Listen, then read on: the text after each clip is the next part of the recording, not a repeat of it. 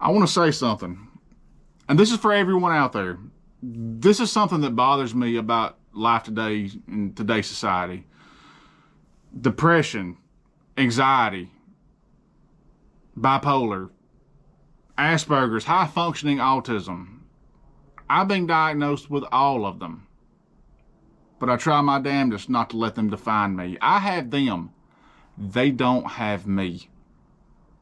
I know there are people out there that have it way worse than me, and it affects their life so much more, but I also see people out there that use it as some sort of crutch or scapegoat.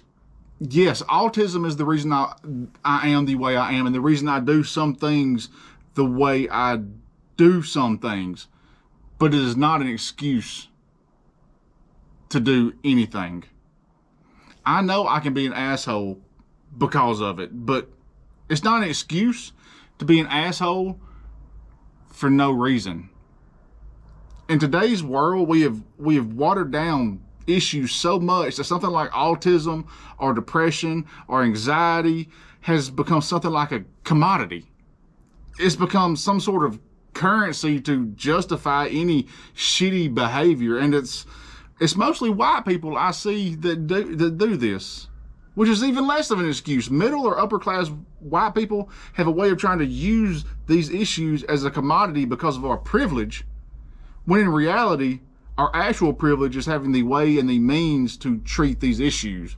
But instead, we use our privilege to take advantage, to take something and just turn it into some sort of oppression in our minds or some sort of excuse to overlook our shitty behavior. When it comes to mental health issues or depression, anxiety, autism, when it comes to anything like that, minorities and lower income, lower class people have been incarcerated at an extremely high rate, while middle class or upper class or upper middle class people, especially those that are white, hold their mental health issues out in exchange for saying, oh, I know I acted like an asshole. It's just my depression. It's just my anxiety. I believe that if you start a sentence with, I'm sorry, and then describe some bad behavior that you just did, and then end with, well, it's just my depression, it's just my anxiety, then you would have more than likely done the same thing if you didn't have those issues. You're just throwing these terms out there as some sort of get out of jail free card, as a my bad. But now you can't be mad at me. You can't hold my shitty behavior against me, because that would be discrimination. That would be oppression. Whiteness gives us access to anything except oppression. So we make up our own oppression in our minds and say, look at me being discriminated against for something I can't help. And the fact that these people think that depressed people or autistic people are just assholes, so you can use these terms to justify asshole behavior, says even more. When someone says they suffered a panic attack because they missed out on some concert tickets or one small thing didn't go their way, they've never laid in bed, curled up in the fetal position, in tears for hours. And they have no idea why. They've never had to pull their vehicle over on the side of the road at 1 a.m. on a random Tuesday because they suddenly forgot how to breathe.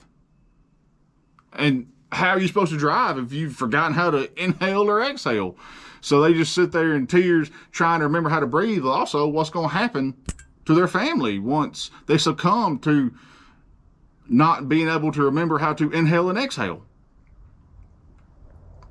But yes, you missing out on Taylor Swift tickets just gives you the right to be a horrible person, because it's just your anxiety and we shouldn't hold it against you.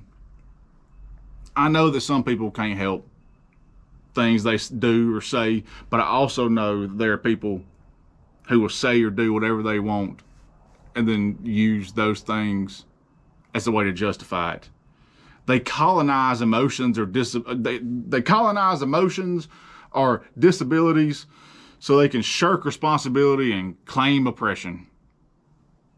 Some people actually have issues. Some people actually have disabilities, but being a shitty person is not a disability. and there's never an excuse for it.